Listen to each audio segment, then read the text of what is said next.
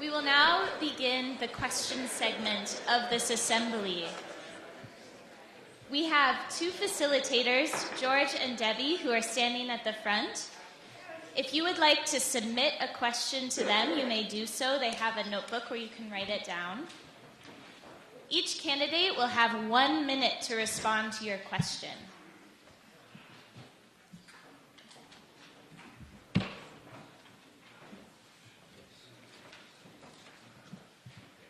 Thank you very much. I just wanted to begin by saying what a wonderful opportunity this is for our community and our area to have all the candidates for this position. So thank you very much.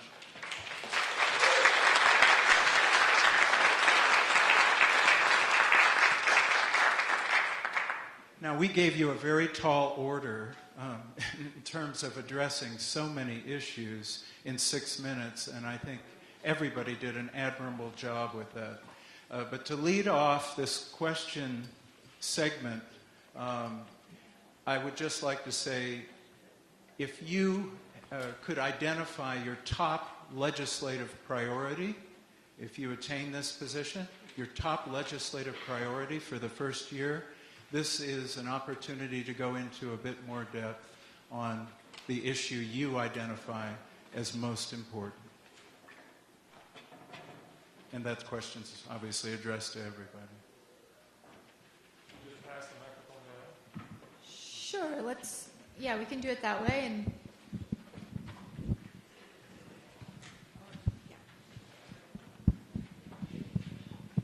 Well, because of my background in healthcare, I think that making sure that we preserve the healthcare we already have and hopefully find ways to expand it to all Americans would be my first priority.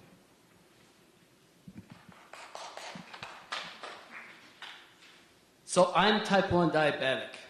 I'm one of the few that do not have health insurance, nor will I go on to the government plan. It's against my principles. With that being said, top 3 legislative items, and there's a whole long list I want to do. One is the complete repeal of Obamacare. All my insulin, all my supplies have doubled, if not tripled, because of that monstrosity. I want to team up with Thomas Massie of Kentucky and Senator Rand Paul in the Senate of Kentucky and push for a complete repeal. Otherwise, the whole thing's going to explode. Second thing is taxes and debt. We hear a lot about 20 trillion in debt, but that's not the actual numbers. It's hundreds of trillions in debt.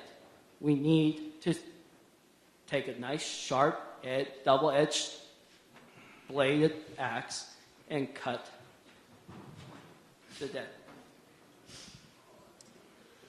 I may seem like a broken record here, but I think healthcare absolutely has to be the top priority.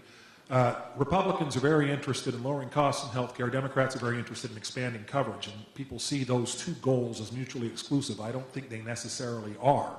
I do think there's a balance that needs to be struck there, but one of the things people don't remember is that if you repeal Obamacare and put nothing in its place, then we return to a situation where people who can't afford healthcare, it's not that they don't get health care, it's that they seek health care in the most expensive and inefficient way possible. They show up in an emergency room and everybody else ends up paying for that.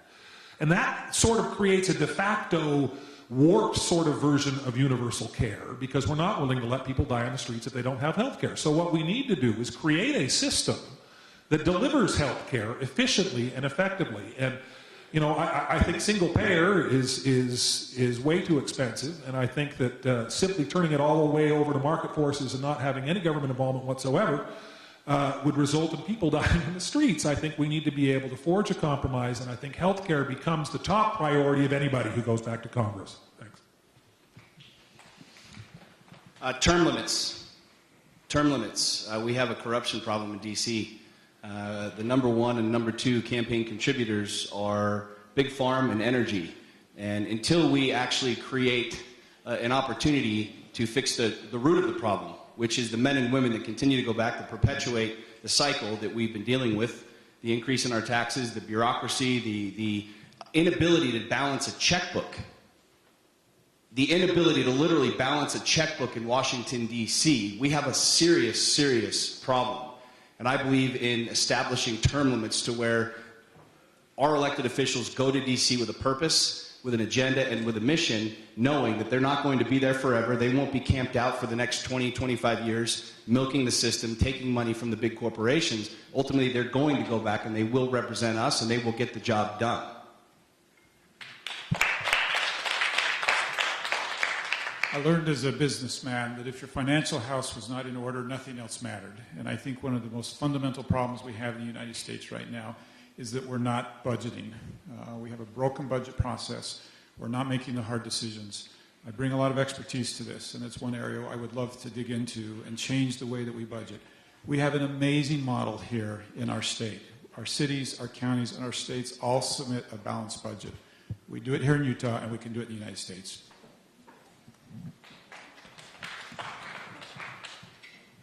The biggest problem facing America today is $20 trillion in federal debt and $200 trillion in mandated, currently unfunded federal spending.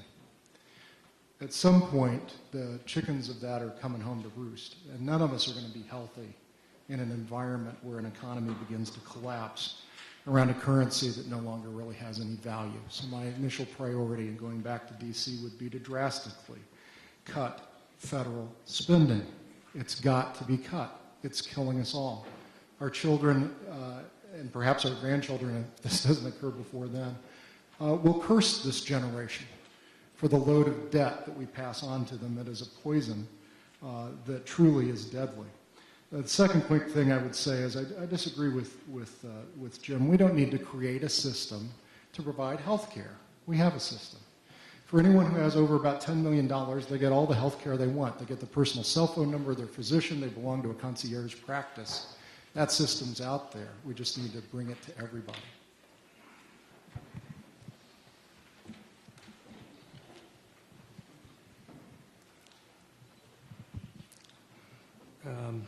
Balancing a budget, definitely. But the one thing that keeps going through my mind is immigration. And you get into legal, illegal immigrant, the illegals that are here, everything that's going on. And going into the lion's den and finding out what's going on, why it's going on, why aren't we, pretty simply is, why aren't they wanting to become citizens, or they are wanting to become citizens, what's stopping them from doing that? Because that's going to create, it's going to create an income. We're going to create taxes from that money, from everybody becoming and being working. Pretty simple for me. That's where I want to start.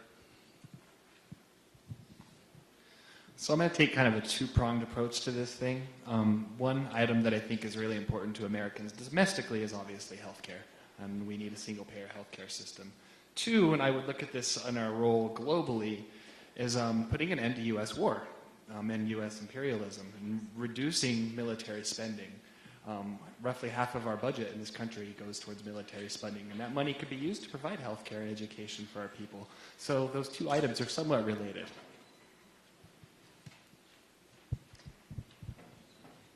Next.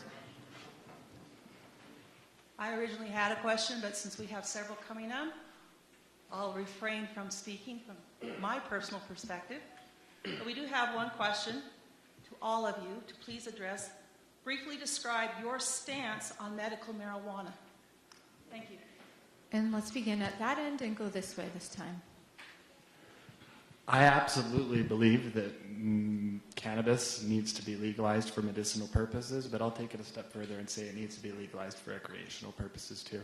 I feel that every human being has the right to decide what they want to put in their body, and if you choose to do that and you're not harming anyone else, that is your prerogative. So cannabis can certainly help in the terms of healthcare. It's a miracle medicine, and I know firsthand I'm epileptic, and I've been seizure-free for 5 years because of CBD oil.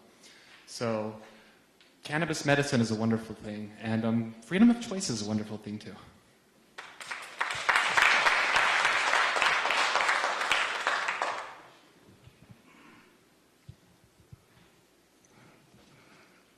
Legalizing marijuana, it can be pros and cons. Yes, it's revenue generating for the state. and it can be a good thing on the medical side. Personal side, there's addiction issues. There can be many things that you can worry about on that side. But overall, yeah, it should be your personal choice on that. If you feel good for it, yes. There's one reason only, that cannabis is a Schedule I drug. Big Pharma bought our government. They know it's more effective than the opioids they're poisoning us with. And if you want to look at an example of why more government and medical care is a really bad idea, look at what happened with medical cannabis. Secondly, as a libertarian, I agree with my Green Party colleague up here. He sounds like a libertarian. Either you have the right to do what you choose and feel is best with your body, or you're someone else's slave. And clearly, cannabis consumption does far less damage than alcohol consumption. You know, if you want to look at the hypocrisy of our policies, this is insanity. And I'll go one step further. We need to immediately free every nonviolent person in a federal cage who is there only because they used a drug. Thank you. This is as excited as I've seen you guys tonight. It's a big issue. Why didn't we start on this one? So I believe that the major thing the federal government, the role that they have in this, is they have to reclassify marijuana. Because of its current classification, you're not allowed to do tests and things that people need to make a good decision on this. And then I believe after that, this becomes a state's decision, state by state, not a federal government decision. I'd like to see the states handle this decision. What do you think? I would support Utah if they had the right information. There's so many grades of this, right? And so I'd like to see, that's why I think the testing is important. Overall, as an individual citizen, I would support Utah doing this. Legalize it, period. The challenge you have, particularly with the states that have legalized it either for medical purposes or for recreational purposes, is it's still illegal under federal law. So you have a number of states that have created a conflict between states' governments and federal governments. And in order to make sure that medical marijuana is appropriate to be used for medical purposes, it needs to go through the same processes as other sorts of medicines, and the law currently doesn't allow for that process to happen. I would love to see the FDA review the evidence that seems to be substantial that there are great medical benefits to cannabis. There are certain cannabis products that are legal now, but I want to be able to make sure that they go through that process so that states that want to use medical marijuana have the freedom to be able to do it. Right now, under federal law, they do not, and that needs to change. So there's two terminologies out there, legalization and then there's decriminalization. I am against legalization. I liken it to alcohol. We know how abusive the state can be with alcohol laws in the state of Utah. Legalization only gives government an opportunity to tax and spend and to regulate and take control. I want to abolish the failed war on drugs. Allow the states to regulate heroin and cocaine, and to not even have the laws. Don't even have the laws on marijuana in general. If a plant grows, let someone use it. There are health purposes, but to allow legalization only gives the government power to tax and control, regulate, and seize control. I want decriminalization for all. Thank you. I've looked at the data, and I can tell you that it's pretty darn compelling that marijuana is effective for the treatment of chronic pain, childhood epilepsy, glaucoma, PTSD, anxiety, depression, and others. Now, yes, it does need to be changed to type from Schedule I so that we can study it more, but the studies have been done, and they are pretty convincing if you look at them. And the other thing I want to say regarding the opioid epidemic is that medical cannabis does give us a much safer option to treat people with chronic pain. And what's better than preventing an epidemic than trying to deal with it after the fact. No one has died of a cannabis overdose.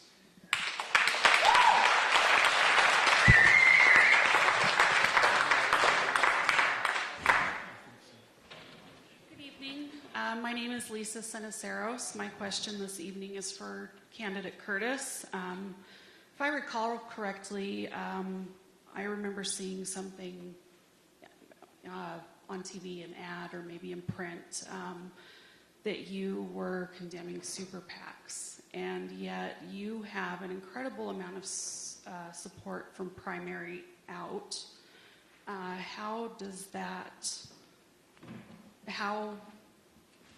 Why have they lent so much support to your campaign? Because from my position, you've completely hijacked the Republican nomination. So I don't even know who Primary Act is. Primary Out. I don't even know who Primary Out is. All right, well, they were putting stuff out there with your name on it, so maybe you need to educate yourself. Okay. So during the last, if those of you who watched the Republican nomination, I had somewhere between $800,000 and $1 million of outside PAC money spent to demonize me. And residents in my district saw flyers come with my face photoshopped and my body photoshopped, and mistruths and half-truths. And of course, that's repulsive. So I'd be happy to look at what you're talking about. Clearly, they haven't donated to my campaign. I don't even know who they are. Well, I would hope a lot of people would support me. They're Democrats. Oh. Do you see why it was a difficult Republican primary?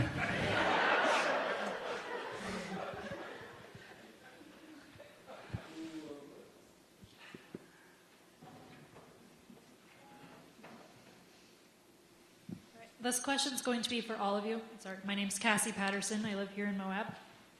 So the Congress and the Senate have different and better insurance than we the people. What will you guys do to change that? Well, as you all know, this is one of my big issues, and I actually have a half-hour slideshow on this, and it's very hard to compress it into 1 minute. But I will say that I favor some kind of system that insures everyone, and I think that we can do this because there's so much medical waste in our system from duplication of efforts and from CEOs making $27 million a year when some people have nothing, that we obviously need to redistribute this healthcare pie and start taking care of all Americans.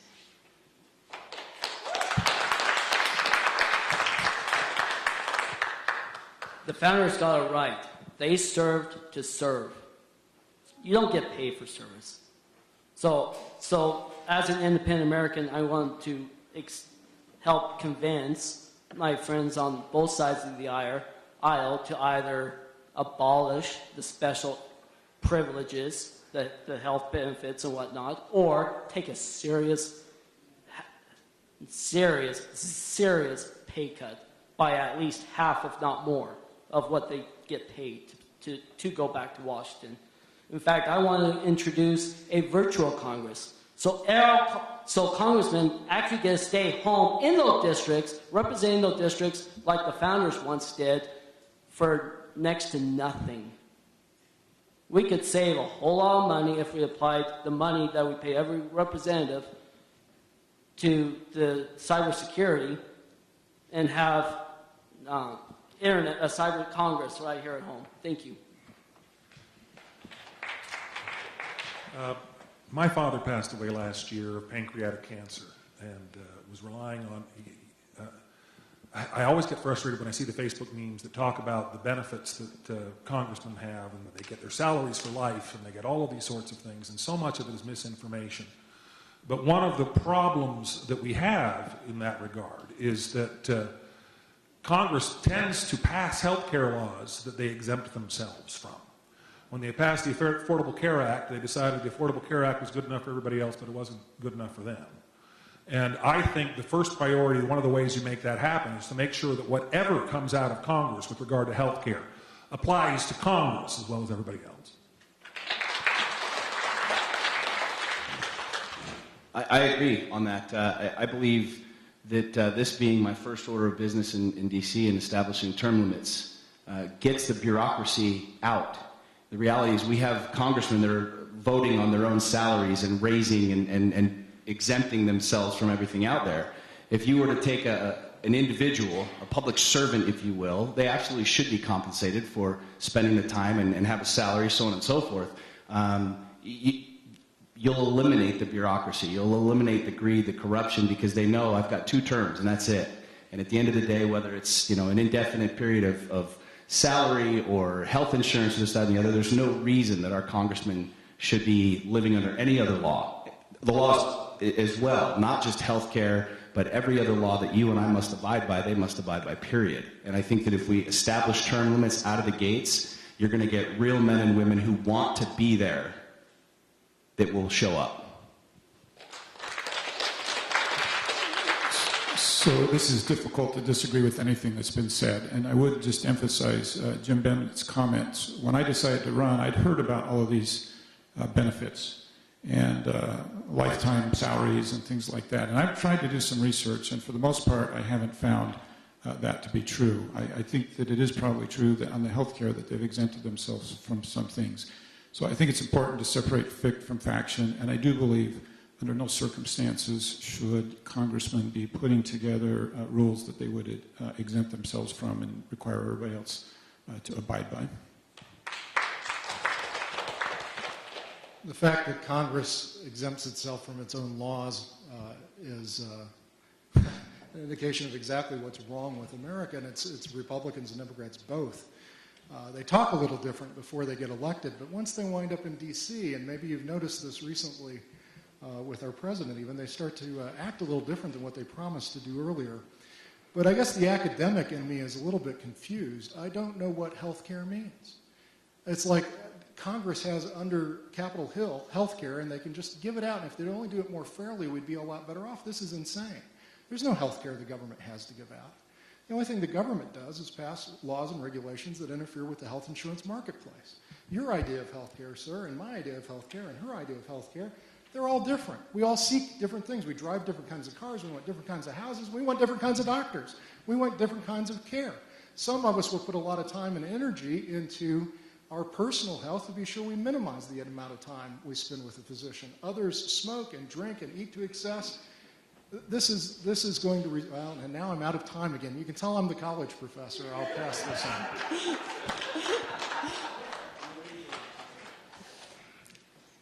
But just so I understand, the actual question is how are you going to do it? I mean, so basically you're going into the lion's den. You're talking to all these 100 and whatever members of Congress. So now you have to go in there.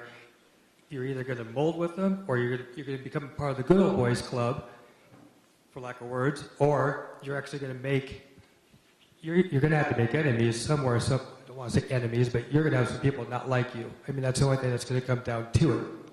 Yeah, we all have different opinions on healthcare, how it should be done, how it should be administered.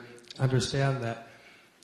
But how is it going to get across to the other side so everybody's coming together to make good decisions for everybody? Maybe it should go to the people, totally different concept, so we decide and we vote out like we vote for our president of the United States. Maybe that's a whole new way of thinking.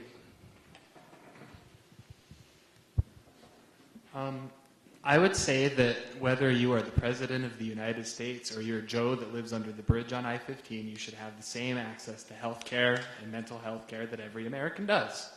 And if the Congress thinks that the health care we're subjected to is good enough, then I would ask that they accept the same.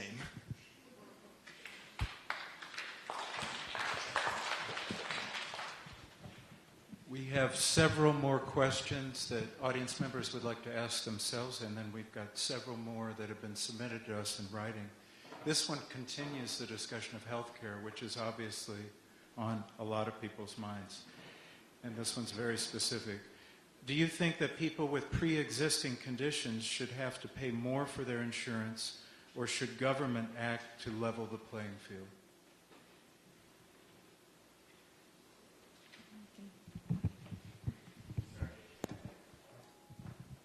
Those with pre-existing conditions should absolutely be covered.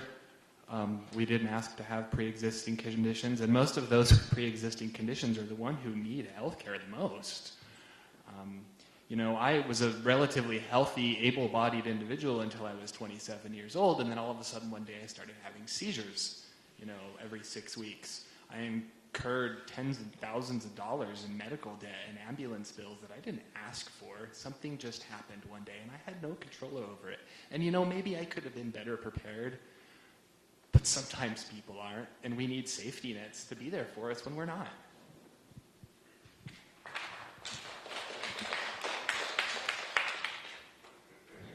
Trying to remember the actual question now.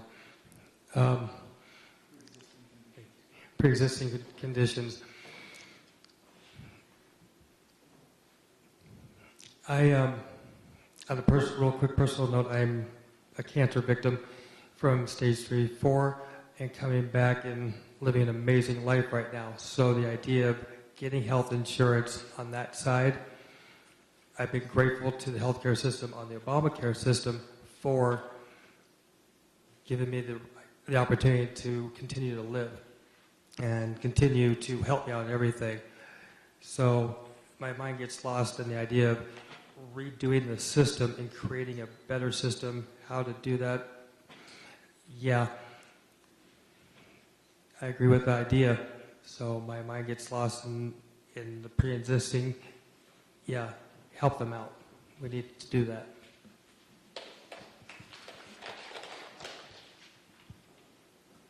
This is going to be an uncomfortable answer.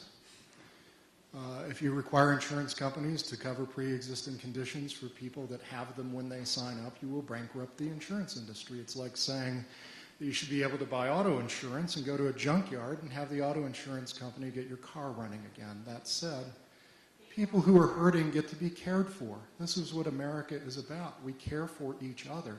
But to centralize that in a federal program will not give us health care. People who are hurting get to be cared for, but charities and families and private action is the best way to do that, and not some central right. I was born with a pre-existing condition. I wake up every day hungry. Does that give me the right to have you feed me for the rest of my life? I have a pre-existing condition. I didn't have clothing or a house. Can I be healthy? If I have a right to health care, don't I have a right to food? Don't I have a right to housing? Don't I have a right to everything? That's not sustainable. I'm sorry to say it, but it's true.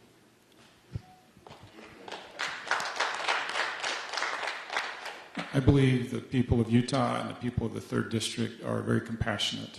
And I do believe that where indigent care is involved, I believe we're ready to step up and help our neighbors and make sure that those truly in need don't go without.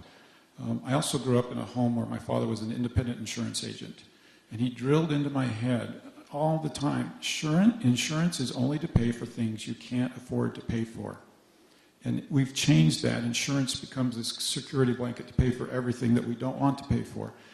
There's also a complicated layer of choices. Are we asked to pay for pre-existing conditions for somebody who's made poor choices or kept themselves in poor health?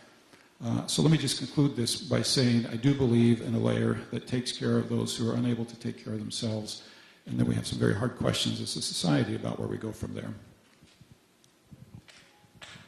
It's an interesting question because all of us are compassionate. All of us want to help anyone that we can. We want to pull over and help somebody change a tire. We want to help somebody that's in need and give a turkey to the family that doesn't have a turkey on Thanksgiving. But let's talk common sense and facts. And the federal government cannot save everyone. That is not their job. That is not their responsibility.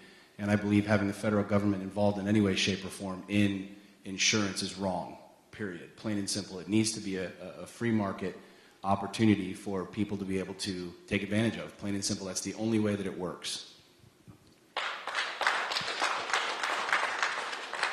Forgive me for getting personal again, but for the Bennett family, this is not an academic question.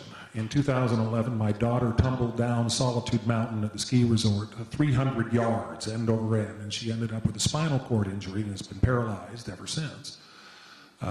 What we talk about pre-existing conditions. We were insured at the time, so obviously this is to be insured. But what would happen after that is that after we sustained the injury, our insurance company wanted to jack up our prices to get us off of the insurance policy.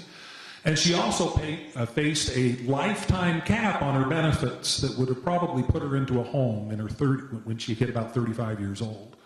So looking at pre-existing conditions, the fact of the matter is we as a country have decided we are not going to let people die on the streets, and people with pre-existing conditions that can't get health care are going to seek it in emergency rooms. They're going to seek it in other ways.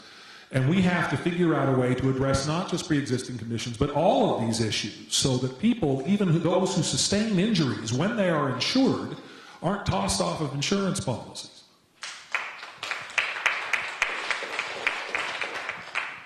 So I mentioned once before, I am type 1 diabetic. I've been type 1 diabetic since I was 16 years old, back in '96.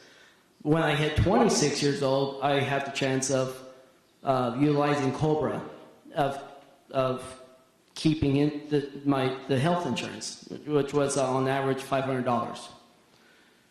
Well, jumping ahead, now with the monstrosity known as Obamacare, those only two private insurance companies in the state that does not take government funds. Both are over $1,000, or are well over $1,000. I might as well continue paying the double and triple the cost of my medical supplies than get the insurance.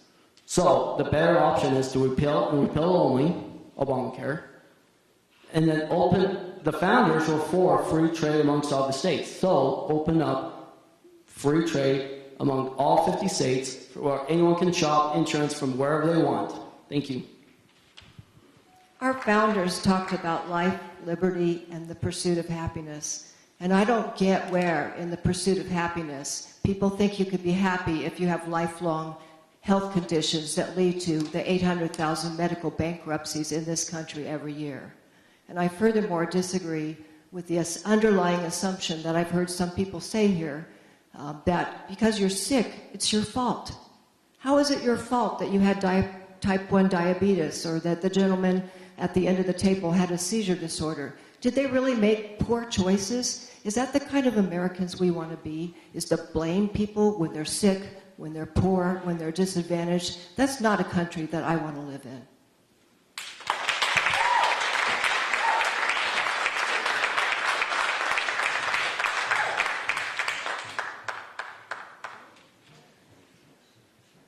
Thank you, all of you, for being here and for actually stepping up and being willing to run. It's a brave thing to do, and we all thank you. My name is Marcia Tendick. I'm from Moab.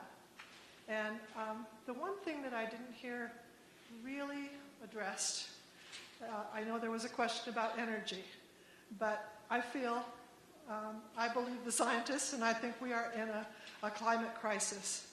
And I am very concerned about my grandchildren's future and the next 200, 300 years and what's going to happen. And I'm just wondering how any of you feel that you would address the climate crisis.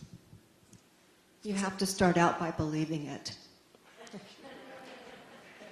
I'm a scientist too, and one of the things that I'm running on is the idea that we cannot solve the problems in our society if we don't base solutions on real data and truth. And I think that climate change is a big threat. I'm not a climate denier. And the transition to cleaner energies and away from carbon-based fuels is something that we need to take very seriously. We want our grandchildren to live on a planet that sustains life. And we ought to think about future generations before we deny the evidence.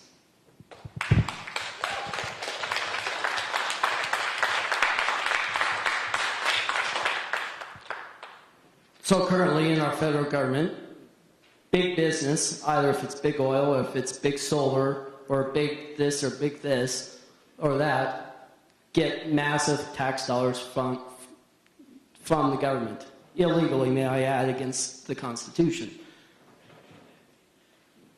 But at the same time, we look at big oil, And we are taxed at every single step of the way. Same thing with coal. Same thing with, and solar is starting to be taxed now too. Why don't we just pull government out of all areas of energy and let the free market reign? Thank you. With all due respect to Dr. Allen, the issue I don't think is whether or not climate change is happening. It is. The issue is not whether human beings are contributing to it. It is. The issue is whether or not anything that's been proposed can actually do anything about it. And so far, the answer is it can't.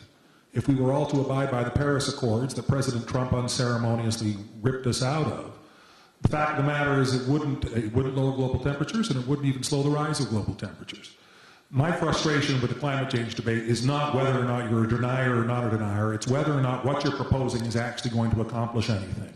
And if what you're proposing is going to be a very expensive symbolic gesture that raises energy prices without actually changing the climate, I have a real problem with that. I think we need to be looking for actual solutions, and so far, the federal government doesn't have any of them that are on the table. I think there are a number of things that can be done. I think that there are agricultural practices that can naturally sequester carbon. I think there are a number of things that can happen. I think that renewable energy will go a long ways towards doing that, and there are a number of reasons to pursue that. But the issue should be solutions rather than pointing fingers at the other side and calling them names.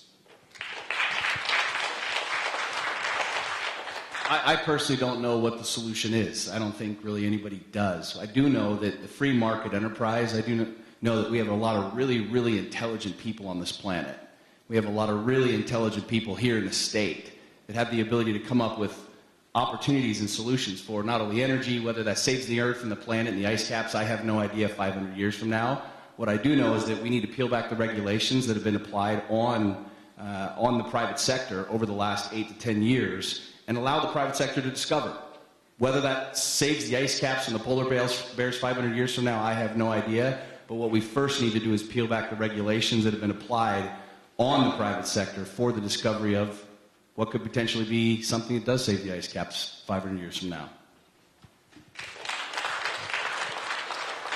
I'm really pleased that if you go home and Google Provo Clean Air Toolkit, you'll see a remarkable website. And that website talks about everybody's responsibilities, from individuals to governments to businesses, and talks about practical things that can be done. The website was so well received that UCARE, which is Utah's Clean Air, gave me a very nice award last year of Person of the Year. And I mention that because I do think there are things that we can do. But let me tell you what we haven't done in Provo. We haven't debated global warming.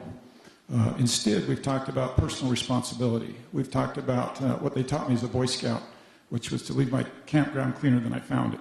And we've talked about these responsibilities that we have as individuals to leave this a better place for our kids. And we haven't used legislation, and we haven't used mandates, and we haven't used restrictions on businesses, but I think we've moved the needle.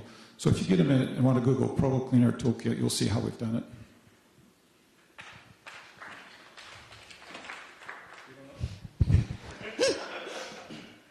On this one, I think I offer some hope. I'm a futurist. I follow the work of Ray Kurzweil at MIT. Anybody else following Ray?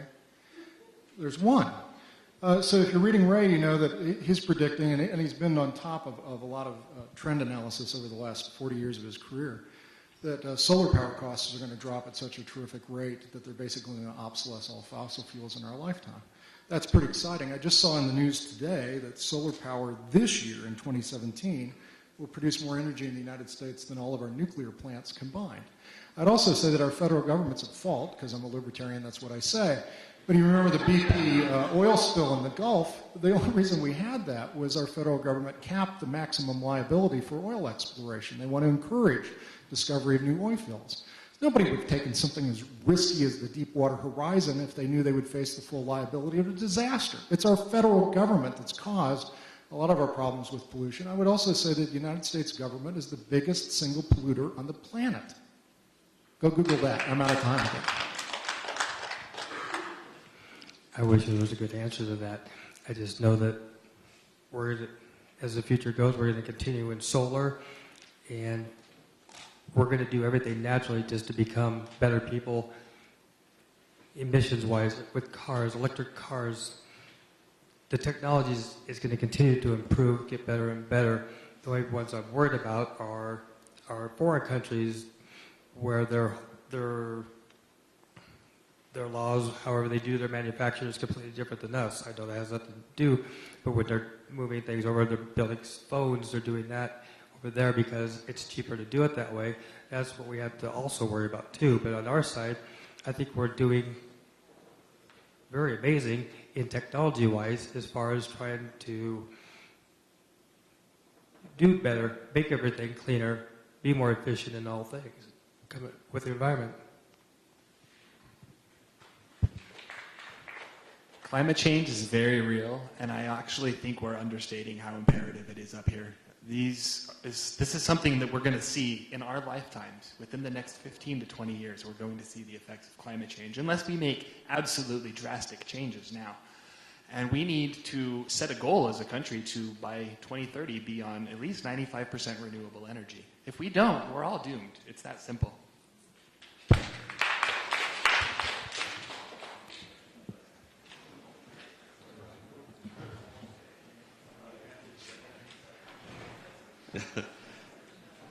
Good evening.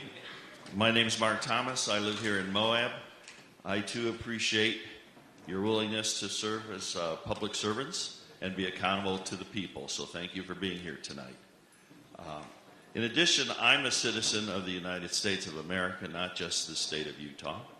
And so I'm not interested in sending to Washington a representative that's provincial, that will be obstructionist, will want to shut the government down, will want to tear down the system. I'm interested actually in finding someone working within our form of government that wants to get things accomplished for the people, like say maybe removing our tailings dump before the year 2032 that's north of town. So I'd like to ask you, what are the qualities that you bring to the table that would make you effective at governing for the benefit of all of us within the system of government that we have? Thank you.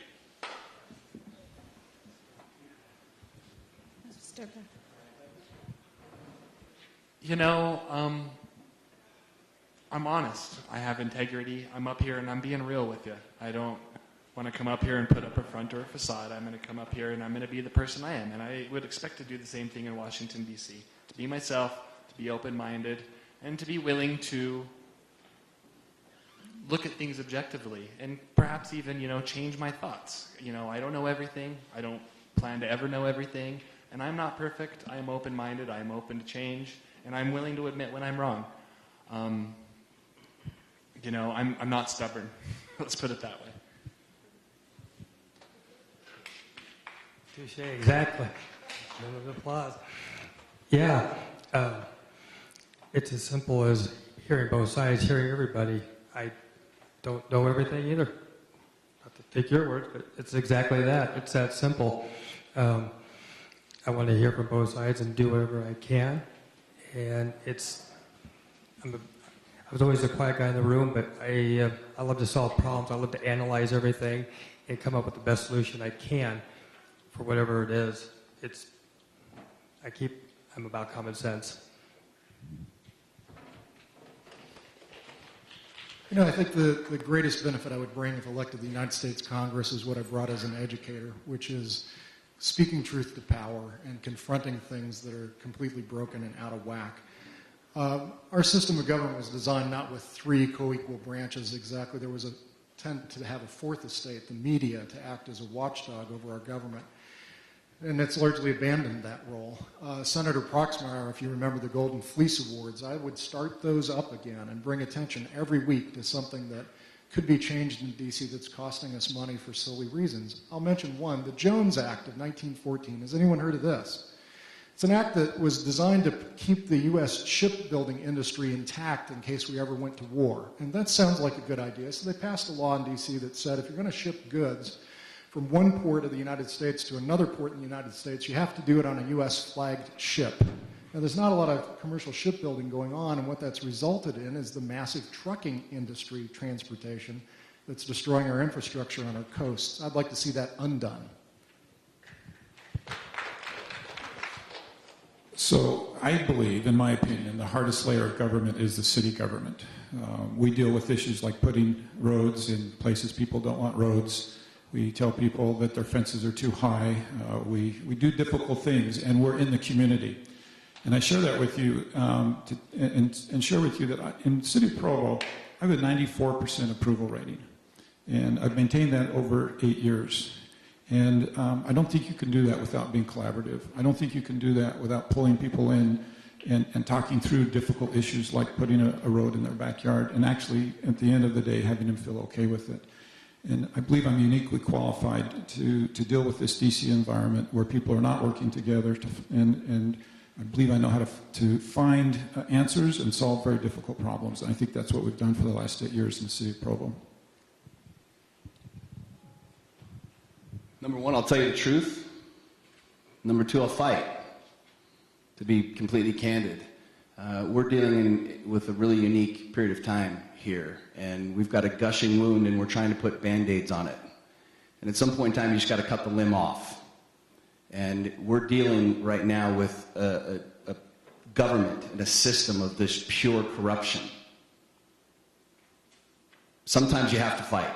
Sometimes you have to disagree. You can disagree without being disagreeable. You can realize that there are situations that we're not all going to agree on, but at the end of the day, what's best for the people? And we're not playing that game right now. We're dealing with what's best for the government, what's best for the corporations that support the government, that back the politicians. I will fight for what's best for you and I. I don't plan on going to DC for very long. I want to enact radical change and then leave and let other people carry that torch of change. I've gone through some changes. I've been a Republican for most of my life, and I'm not a Republican anymore because the party of Lincoln and the party of Reagan became the party of Trump, and I didn't want to be part of it anymore. But part of that, I look at Jason Chaffetz, who's vacated this seat, and he, when I was a Republican, he was the rock star of the party. He'd walk on water whenever he'd come to any kind of convention. And then he discovered that when a president of his own party was in charge, it wasn't nearly as much fun. And he'd go to town hall meetings and discover that his constituents wanted him to hold every president accountable, not just Democratic presidents accountable. And I think if we send anybody back to Washington that's a Republican or a Democrat and is going to be one more log on the fire of the two-party dysfunction, I think we're going to have some serious problems. I think I don't want to blow up the system. I want to be able to make the system work, and I can be an honest broker between the two parties when they recognize that I'm there to find solutions. I'm not there to please a party.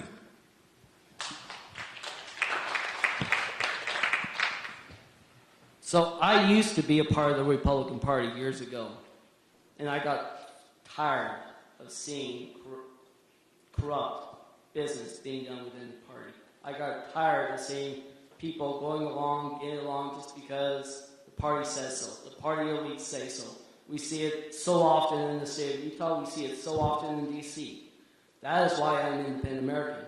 Just like so many Americans are independent thinkers, independent Americans. We know how to stand upon principle. We know how to think for ourselves, just like the founders. John Adams particularly, which I look up to. John Adams pushed for Declaration of Independence. When the vote came in as majority, he fought for unanimous consent. Who does that anymore? I am a full believer of e pluribus unum. United as one.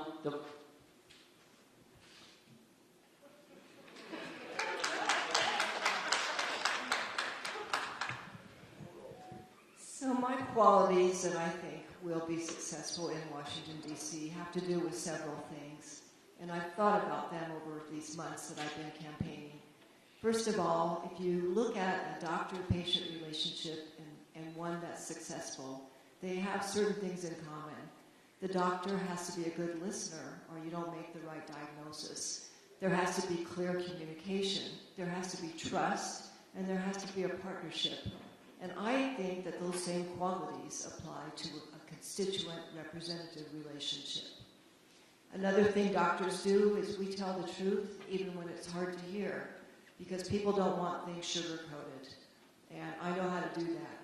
As a scientist, I know how to analyze information and come up with treatment plans. And you might notice that I have something unique about me that's different from all of these people up here. So it's been shown that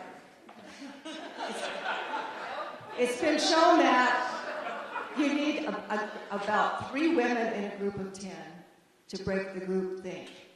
I think we need more women in Congress, and I think we need more people of science as well.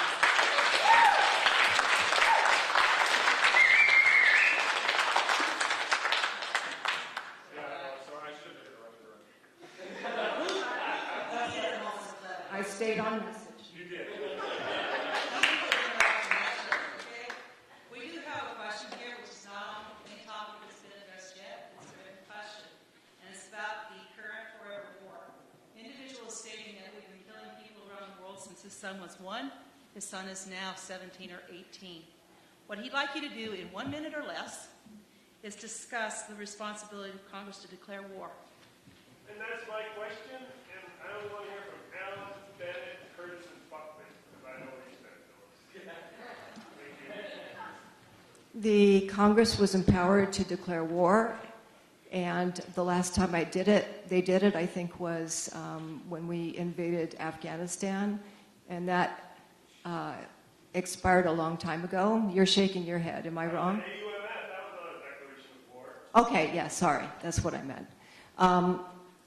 I don't understand why we keep having this appropriation of force over and over again when it's not automatically renewable. And yes, I do think that we have been in needless wars that have cost us so much money and are a big part of our national debt, and that we need to be more discretionary about invasions in other countries and nation building. You and I share common thing. I have identical twin boys who are 17 years old, and one of them actually said to me at one point, "What's it like to live in a country that isn't at war?" Can't remember a time before we were at war. Congress has been given the power constitutionally to declare war, and they need to be able to exercise that power, particularly when you have a president who is so mercurial, and so I don't have any idea what he meant when he gave his speech in Afghanistan. I have no idea what he's talking about with regard to what victory looks like, what he's trying to accomplish. It's bizarre. I don't know why a president of the United States is threatening another country with fire and fury when that country has nuclear weapons that are aimed at our shores. The reason why Congress has been given the power to declare war is to prevent people like Donald Trump from launching nuclear weapons because they're in a bad mood. So I absolutely think that we need to reassert the congressional responsibility to declare war. Absolutely.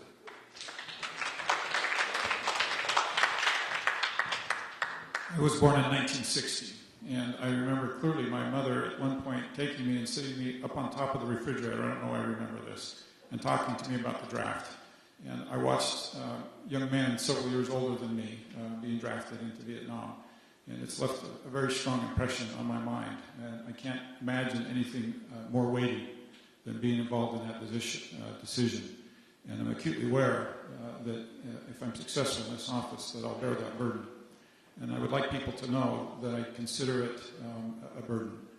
At the same time, I'm also aware that there are people around this world who would do harm to us. And I think there's a responsibility, and I'm a fan of Ronald Reagan's peace through strength motto. I don't believe in nation building, but I do believe in making wise and careful decisions. And if given that opportunity, I can promise you those decisions will be made with long and thoughtful and careful thought on my part.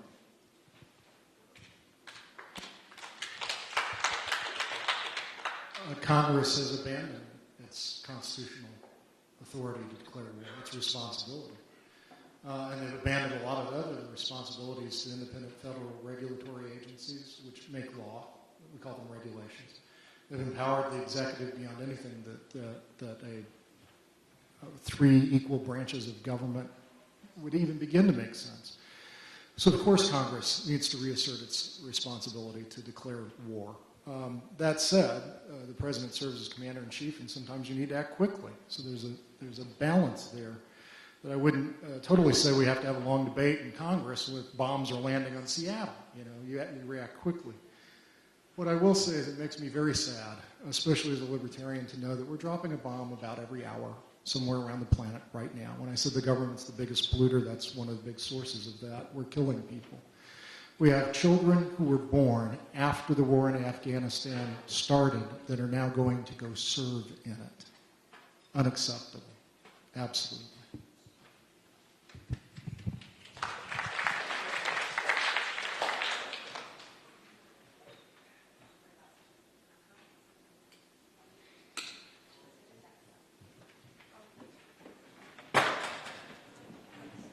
We're just conferring about how many questions we have left, noticing the hour. We will take a few more questions that we have, and then we will wrap up the evening.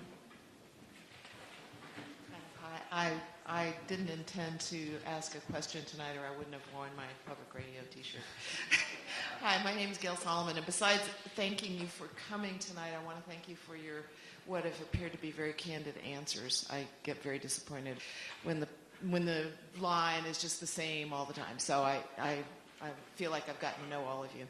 I'm very disheartened by the way our leaders are elected. We've had at least 2 presidential elections recently in which the winner was not determined with a plurality of the votes in the country. And hand in hand with that is our apportionment process. I've heard it said that our elections aren't a situation of the voters looking for a representative, but of the candidates looking for voters because of the gerrymandering that goes on. So I'd like to hear each of your thoughts on gerrymandering.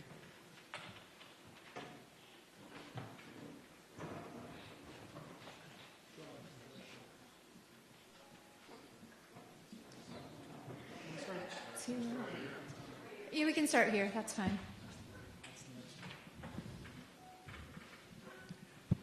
Gerrymandering was the first issue that I tackled after the election.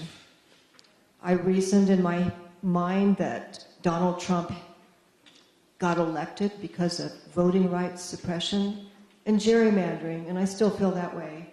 And I formed a group called the Fair Redistricting Caucus of Utah. It's a Facebook group.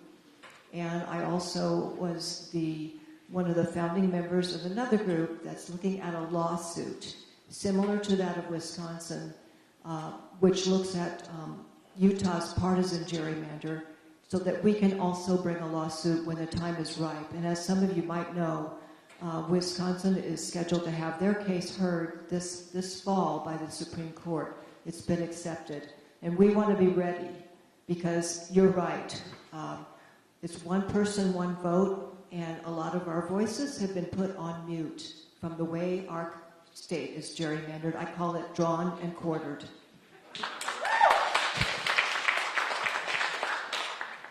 It's a good thing I'm an independent American, because I hate party politics. We need to drop the partisan crap and when it comes to drawing districts, either in the state or at the national level. I'm also extremely concerned with voter fraud.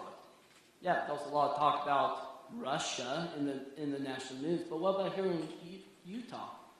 You know, there's been at least 5 counties where the government has violated the law by sending unaffiliated ballots to unaffiliated voters in a Republican primary.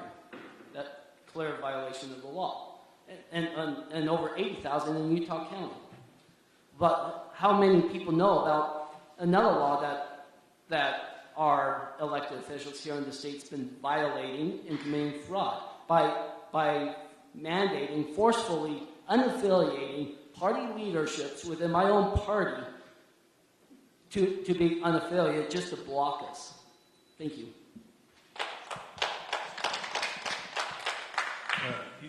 You raise an issue here, which is interesting because it's the first time it's affected me personally. This is the first election I've run where I haven't been a registered Republican, where I voted where I haven't been a registered Republican. I was astonished to receive a letter from the Salt Lake County clerk saying, "Are you sure you wouldn't like to register as a Republican? Because that's the only place where the election's actually going to be happening."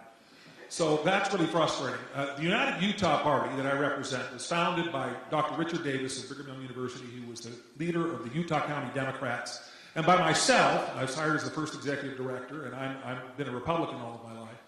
And one of the most prominent issues that Dr. Davis had brought up in this is the idea of an independent redistricting commission. The idea that we need to give the power to draw congressional districts and take it out of the hands of the people who are most interested in carving it up. The reason we have such strange districts here is everybody kept trying to get rid of Jim Matheson for so many years. It didn't work. But that's why we have all these bizarre lines in Utah. I think it may require a constitutional amendment to do, but the idea of an independent redistricting commission is an idea whose time has come. This to me is why term limits is so crucial and so important, is if you know that you're good at go, you don't have any interest in the corruption. And this is why, to me, term limits solve so many problems across the board in our federal government, is knowing that you have an individual who's going to serve for a period of time and come home. And there's no need for the corruption. There's no need to manipulate the system for an indefinite period of time. So for me, it's term limits. It solves this problem. You've mentioned that before tonight. I'll take this opportunity to support you in that, Sean. I actually agree with you. I'd also like to take this opportunity to make a point. As an elected official for the last 8 years, I've observed something that I'm not sure we're all in tune with. And I told audiences before in Provo, if you don't like me, you need to go look in the mirror, because your elected officials are a reflection of you. And my biggest question to us as a nation is, have we really asked ourselves that question? And sure, there's things on the margin that might have changed this, but in reality, I think the people who we elect are a reflection of us. And if we don't like them, I think it's time for some deep soul searching amongst ourselves. And I also think that we have an opportunity to hold people accountable that we frequently pass up. And the system only works if we hold these elected officials accountable when it comes time for re-election. I agree with Mayor Cruz on this unreservedly, unequivocally. Throw them all out and put all libertarians in there. I think that was your analysis last fall when you didn't vote for either of the two old parties' candidates for president, right? Yeah, exactly. So throw them all out. If you go to the Libertarian Party's national website, you'll find candidate pledges. If elected, I will sponsor and work diligently to pass a constitutional amendment to impose term limits on U.S. representatives, U.S. senators, and federal judges. The other thing I would say is that we kind of had that problem playing out in the Republican Party. You represent about 43% of the Republican voters in this district, I think, and your two opponents had 57%. So you're kind of like Donald Trump in that regard.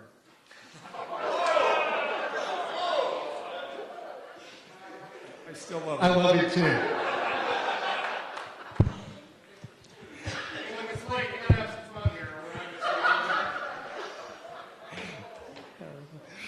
Oh, shoot.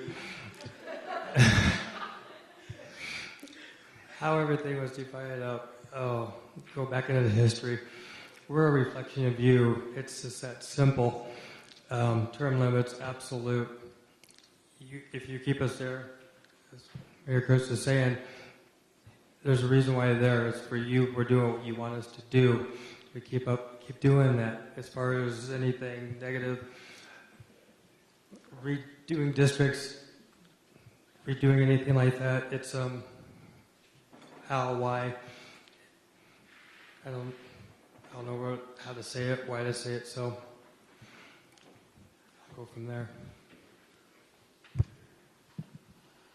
To be honest, I believe that gerrymandering is kind of a product of the duopoly stranglehold. And we have gerrymandering because we have a two-party system. And people are often voting against the other side, not necessarily voting for their side. And this two-party system allows the boundaries to be redrawn to better benefit the other side.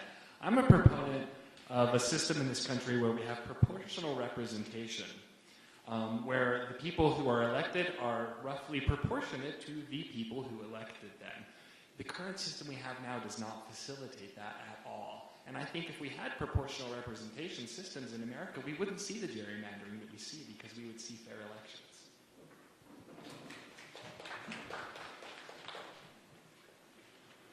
Two more questions from audience members who are sitting here.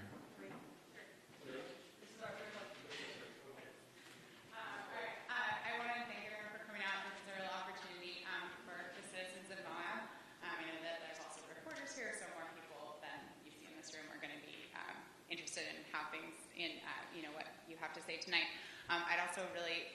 George, whoever is elected, to please do more than just put Delicate Arch on your website and never come to Moab again.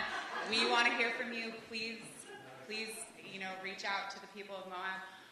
It's our party logo, just so you know.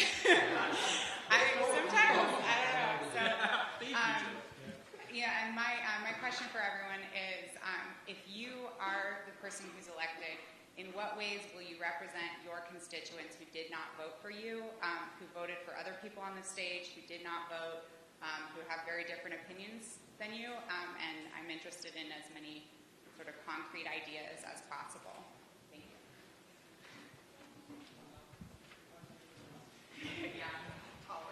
So I gotta tell you, I believe that the greatest perspective can be gained by speaking to the other side, by speaking to those who disagree with you.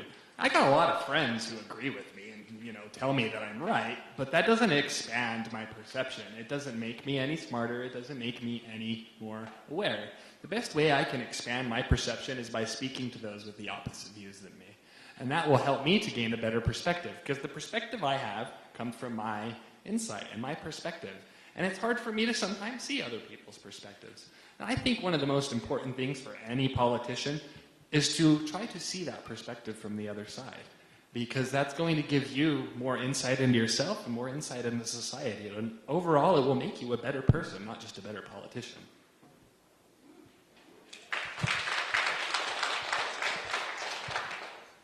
Exactly, you stole my exact thought.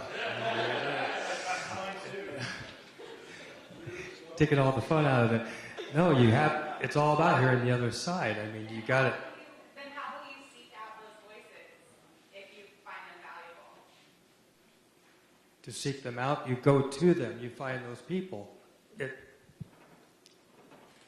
I don't want to say go to the lion's den, but you get with people, you embrace them and you talk to them. That's the whole idea. That's what we're doing, getting the opinions of everybody and bringing everything together. I don't have to agree, but if they have a good idea, bring it to me. Let's bring the initiative there. That's what it's all about. Everybody's got different opinions. Everybody has different thoughts, ideas. Bring everything together to the table. That's what makes us who we are. I mean, there's nothing more important than that. 2 hours ago I shared about the principles which drive me as a libertarian. Non-initiation of aggression and self-ownership.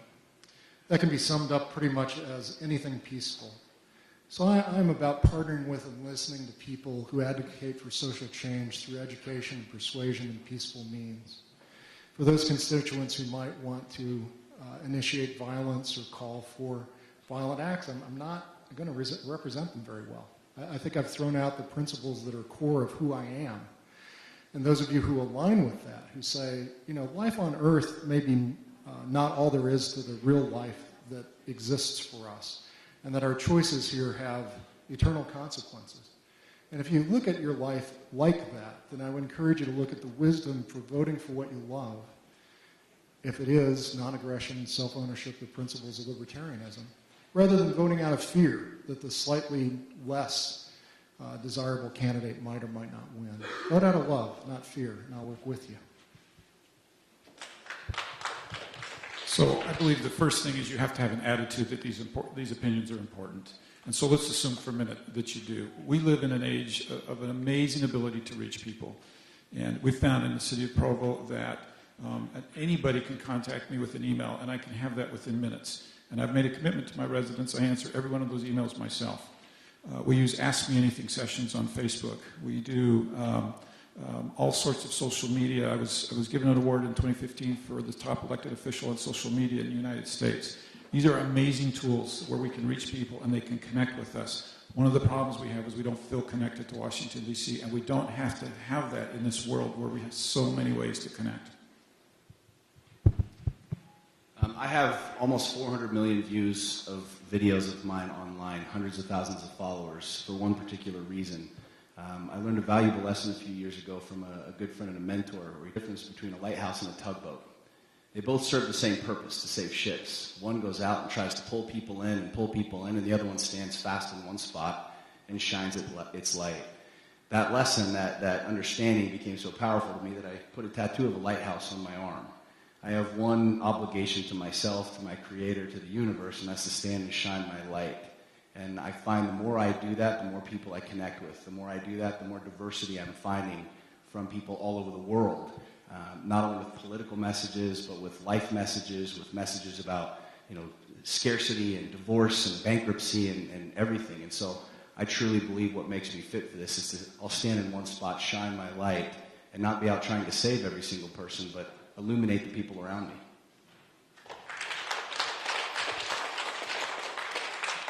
I think this is an outstanding question, and I think one of the problems with answering it is that the system that we now have has been meticulously designed to prevent from what you want to happen from happening.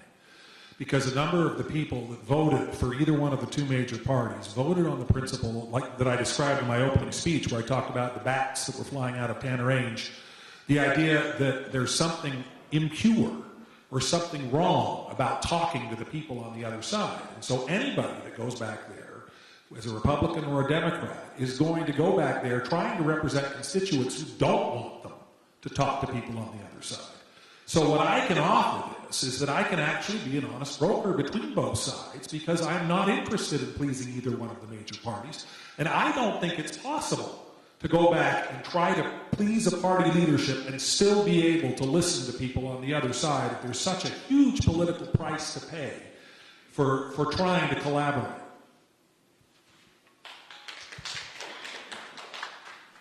The Independent American Party is the party of solutions. And I mentioned it once before. I have a revolutionary idea to craft legislation to form a virtual Congress.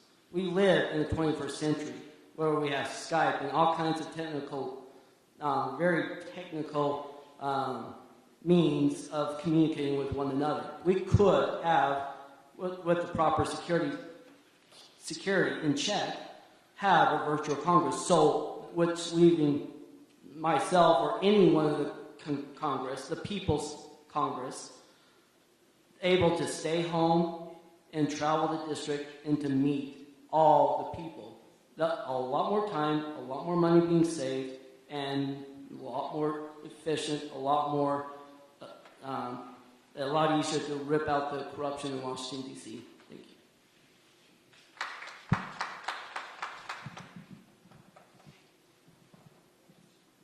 No one knows better than a Democrat what it's like to not feel heard or not have one's agenda advanced. So the empathy won't be hard for me. What I would do is show up in person.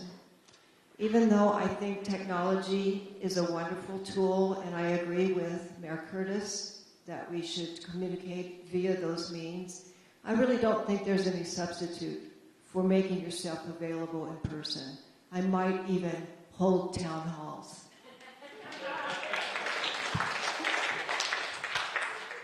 We have just 3 questions left, so if you'll bear with us for the rest of the evening. Okay. My name is Shay Eisenhuber. I live in Moab. I have my whole life. Until a couple questions ago, Mr. Whalen is the only one that has touched on this. This is kind of a 2-part question. First question is, do you support term limits? And to follow that question is, how will you gain the support? Because if you go in there, I'm seeing that if somebody walked up to me and said, hey, will you agree to lose your job in a couple years? I'd be like, no. So how are you going to gain support to enforce the term limits? Well, I'm 64, so I think my life expectancy will take care of my term limits. But I'm actually kind of torn on this issue. I go back and forth between thinking that term limits will get rid of career politicians versus losing expertise and feeling like Congress probably is a long learning curve. And by the time you finally figure out how to exert your influence, maybe your term's up. So I actually have not made up my mind on this issue. This may not be popular, but how's mandatory term limits benefiting the state of California? Are they less debt or massive in debt? Are they massive in regulation and big government or small government? They have mandatory term limits. It doesn't work. The founders had term limits in the Articles of Confederation. It failed there as a nation. The best form of term limits is you, me, Catherine, Jim, our neighbors, our family. The people are the best forms of term limits. And we have to stop the voter fraud that's taking place in our country, national and local. Thank you.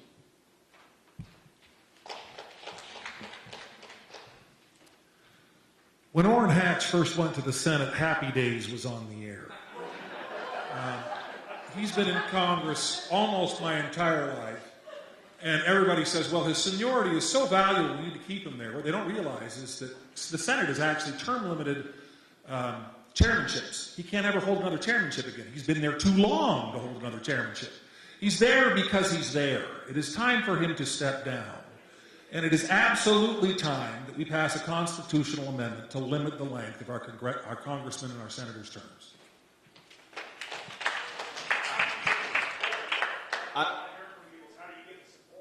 I've actually been very clear, and I'll tell you how you get the support. This right here. This little device here is changing the world. Whether you want to believe it or not, want to get on the bandwagon or not, it doesn't really matter. I've seen messages shared that have reached 15, 20 million people in 24 hours. And I think what most Americans believe is that the term limit proposal is very justified. It's very worthy, and it will ultimately fix a lot of the problems. And what happens with this nowadays, with our millennial generation, our Generation X, whoever you want to talk about, this is where we do everything. We get our news here, we communicate here, we order our pizza here, we do everything here. And ultimately, the power of public opinion, the power of the public court, in order to be able to pass messages and persuade, that's what this does. And ultimately, that's what, we're not going to need Congressional's approval to do it. They'll know that they either jump on board with stepping down peacefully, or ultimately they won't be reelected because someone else will step up and they will then win the favor of the people. I'm one of the few politicians that has actually term limited myself. I chose not to run again for mayor, despite having a very good experience. And I know it's difficult. I know that we're dealing with people, peers, who won't bring issues like this forward. But I can commit to a personal example and doing myself what I know is right. And I don't know if that's 6 years or 8 years or 10 years, maybe 12, but I know it's not beyond that.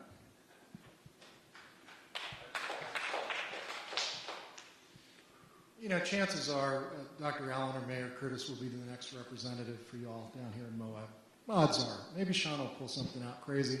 Maybe you'll decide it's time to throw a libertarian in there, or throw them all out, and then we would have term limits. That's a part of the platform of the party. But your question is fascinating because you say, how do you go to somebody and tell them, dude, you're out of a job? When did becoming a representative of the people in Congress become a job? And why are so many of them multimillionaires from their public service?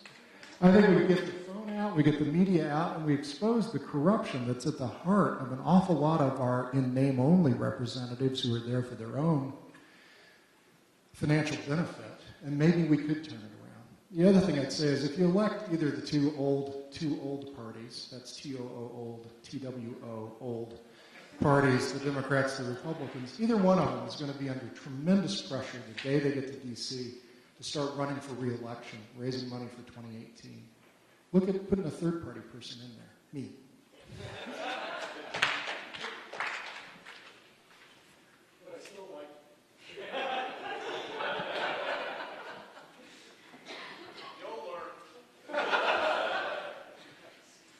I don't know how you're going to do that because you have to go to the individual person and convince them that no to do that.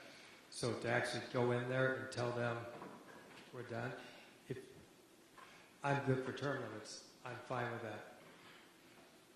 If you want me there, great. If you don't want me there, no problem. But to convince the Wisconsin or the Minnesota or whoever, those congressmen, no, I don't know if there's actually an answer to that.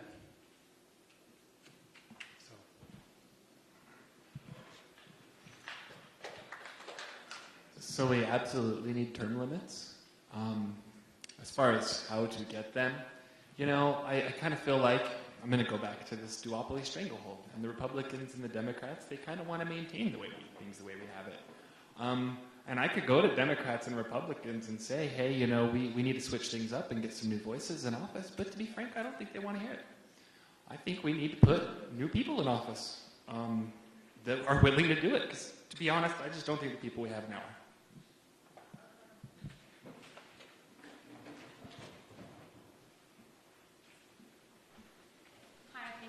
Kim Henderson, and I was born and raised in Monticello, Utah. My husband and I moved back to Monticello to raise our kids there.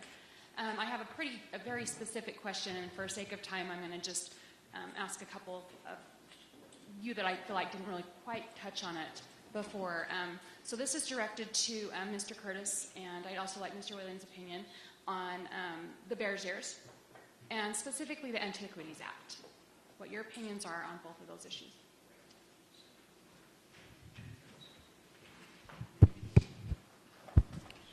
We see in government that any time that we use a process that doesn't have a check and balance, it frequently has bad results.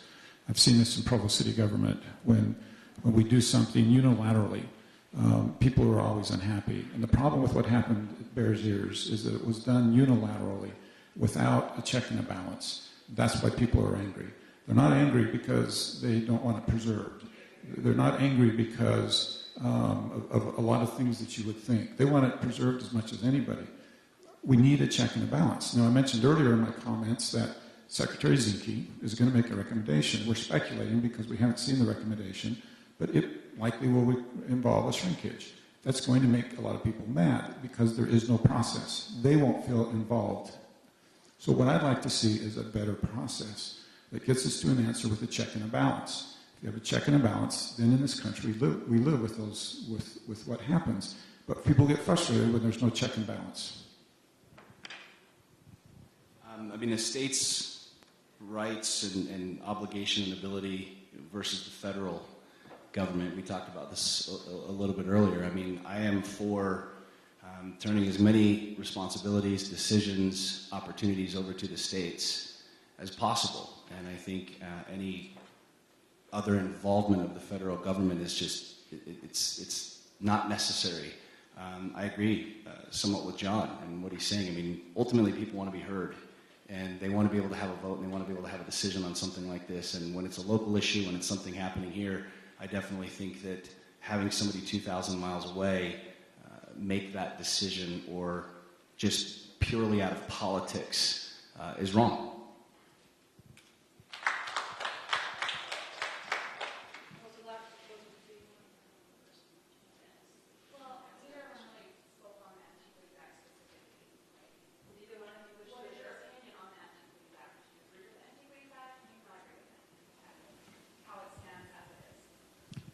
I thought I answered that. The problem with the Antiquities Act is it allows a unilateral decision without a check and a balance. That to me is wrong. So I believe there's a place for an emergency, for what the Antiquities Act was created for, right? For an emergency. And that's not how the Antiquities Act is being used. So I'm okay with what it was created for, but I do believe in how it's being used, that it needs a balance. It definitely needs to be changed.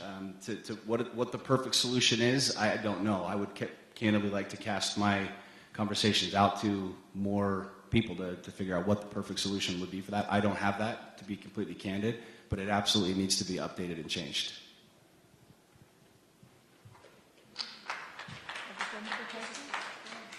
So now we're going to hear from Bill Topper. Oh, sorry, you had one last question. I didn't follow gave that. up my question. I'm hoping the lady appreciates I gave up my burning question. But first off, thank you very much for coming here, for standing past 9 o'clock, and also for the audience, because Congress isn't 2 hours long. So to whoever wins the best, and for the rest of you, I appreciate it. But this question is specifically towards Southeast Utah.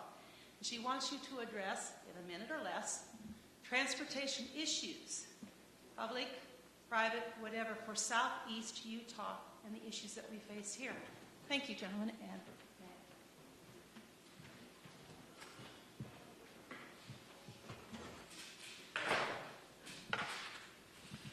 That is a very good question. You know, it's really important in this country that we have thriving public transportation systems everywhere, not just in metropolitan areas. This is going to be very important to weaning off of fossil fuels and fighting climate change. You know, to be perfectly honest, I've never really thought about how public transit works in a place like this. And that's a very good question because, you know what? That's a piece of the puzzle that needs to fall into the place to fight climate change and to wean off of fossil fuels. We need to look at public transportation nationwide, everywhere. And I'd be open to exploring that possibility.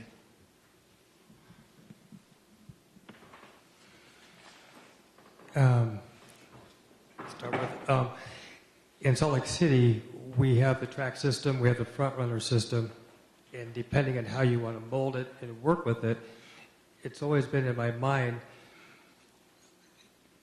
you can rent a car, you can do a lot, you can do a lot of things, but the idea of, using a public system to bring it down, to bring visitors down to this area locally, international people coming to visit the Bears Ears, to visit the canyons, all these national parks that we have, to create a bond, to create whatever, however you want to get the money to bring the people here. It's going to take some time to do it, but that would be a really interesting idea, I think, to bring it to the people. So international people from every walk of life could come to Southeast Utah and see everything. I know nothing about transportation in southeastern Utah and public transportation especially. But I will say I've been going to the Consumer Electronics Show for a while, and the thing formerly known as an automobile that's about to become the autonomous mobile social space, these driverless cars, is going to solve that issue probably in the next 5 years or so, where you use your smartphone or whatever and a car comes to you and you can choose to either drive it or tell it where you want it to go. And I don't think we need government to get involved in that in any way whatsoever. But the mayor will correct me now, I'm sure. Of course. As mayors, we do spend a tremendous amount of time dealing with transportation. And I would say, I don't know exactly how to rank these, but I believe, generally speaking, that education is one of our most serious funding problems in the state, and right behind that is transportation. And mayors all over the state are dealing with aging infrastructure. And our revenue source to deal with that is tied to the gas tax and doesn't move with inflation. And so over the years, we've had less and less money to manage our infrastructure and our roads. Now, there's what's called an MPO for every region, and it's a planning organization, and they coordinate the counties and the cities together. And as the money comes in from the different revenue sources, and it's not just gas tax, a lot of it comes from sales tax, they make those critical decisions about the roads. And that's the best place to make those decisions. Those decisions should be made locally by the county commissioners and by the mayors.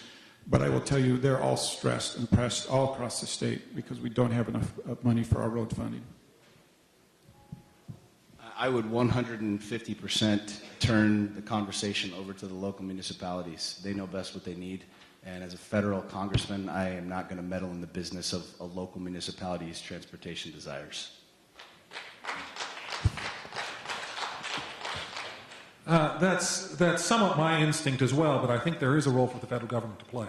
I look at Zion's Canyon, I look at Zion's National Park, for instance, and they've instituted a public transportation system where you're not allowed to drive a car into the park anymore. We visited it for the first time in several years and found that to be a remarkable improvement that actually relieved congestion. But that's in a federal area. In 2006, I was the campaign manager for a transit initiative in Salt Lake County that increased the funding for tracks and for all of those kinds of things. And we got the endorsement of the entire congressional delegation, except for my father, until I said, if you don't endorse this, Dad, I'm going to look really stupid. And he said, okay, I'll rise above principle and endorse it.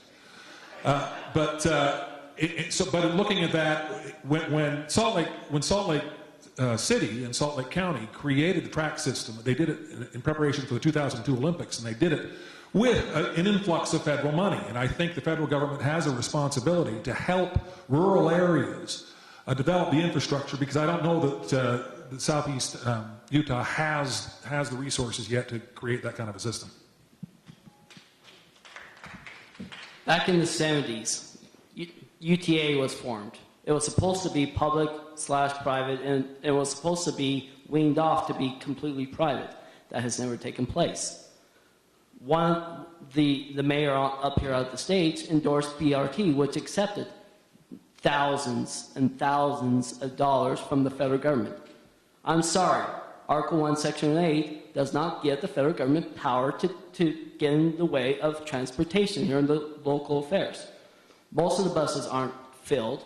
Most of the trains aren't filled. At times it's nice, but there are ways of freeing up the free market, such as Uber and other private entities where you can utilize your phone and other technological aspects and get around cheaply, far more cheap, inexpensive, and far more better in luxury. Thank you. When I think about infrastructure down here, I think about having visited the reservations, and they have serious infrastructure problems and transportation problems, and I certainly would want to help them.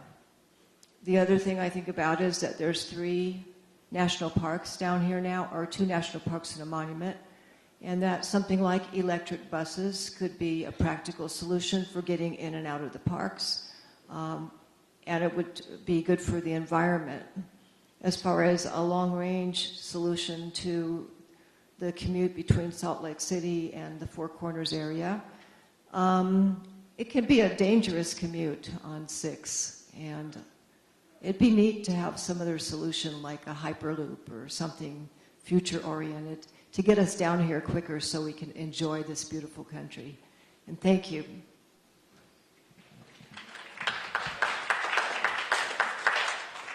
I just want to thank all of the audience.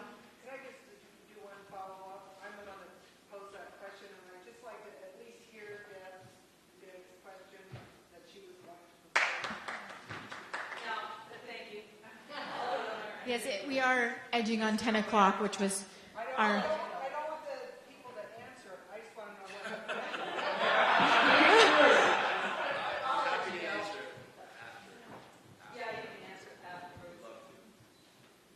Well, I want to thank all of the audience members for participating and making this a lively and engaging discussion. And Bill Topper, who's one of our organizers, wanted to make a couple of remarks before we close.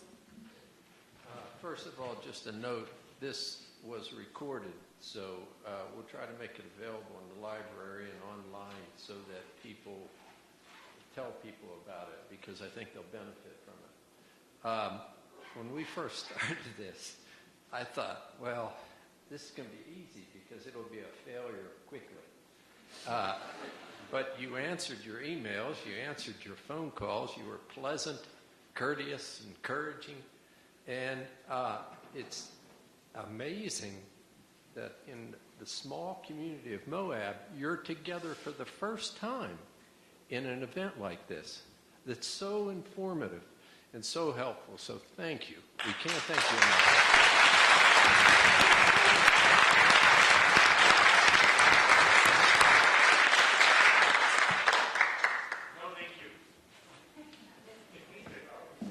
So thank you all for coming, and that ends our program for tonight.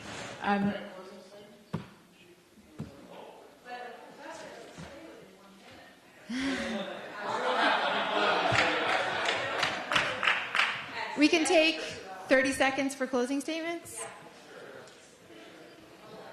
So 30 seconds, and then call it a night.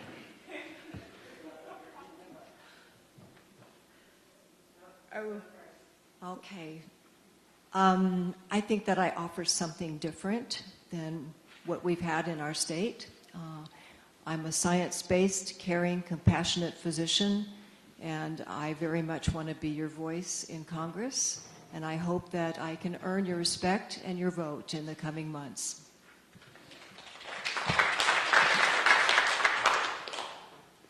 I am humbled to be here in this beautiful community, and I want to say thank you for having me and everyone else here. I think it's about time that we put an end to the one-party Republican-Democrat system in the state of Utah and in the nation, and let us rise together as one, for divided we fall as independent Americans. Thank you. I'm very grateful for the opportunity to meet all of the fine people on this stage and for the opportunity to have been here visiting with you. Thank you very much, and drive home safely. Life is absolutely brilliant. We have breath in our lungs right now. We can see what we're seeing. We can experience what we're experiencing. There's a lot of turmoil being peddled to us right now, but life is absolutely brilliant. It's absolutely fantastic. We have freedoms that are not enjoyed by very many other people around the world, and for that I am grateful. I'm grateful for you, and I'm excited to head to D.C.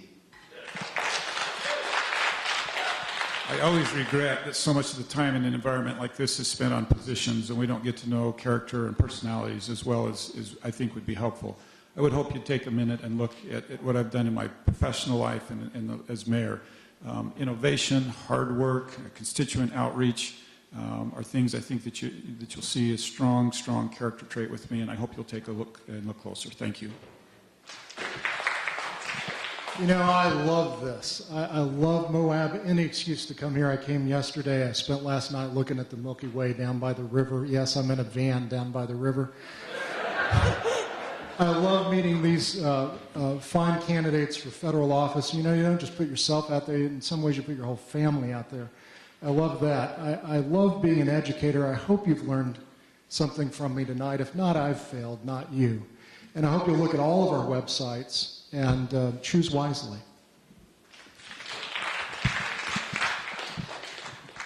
Say, I came down earlier today just to go walk around in the arches and see everything. It was amazing to have my phone with me and to only use it to take pictures. There was no service. It was just in God's country. Moab is a beautiful place. It was wonderful to meet people. Well, just to watch people and enjoy their company, their time, and their smiles, and to meet all the different candidates, and all the different opinions and the thoughts and the views that they have.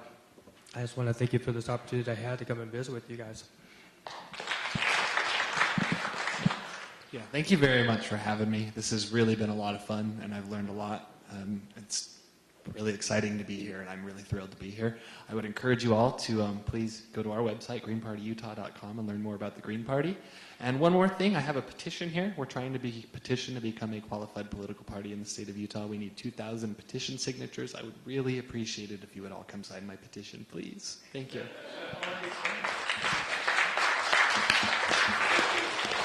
Thank you all for coming. I just want you to know that all of the candidates' contact information is on the back of the handout.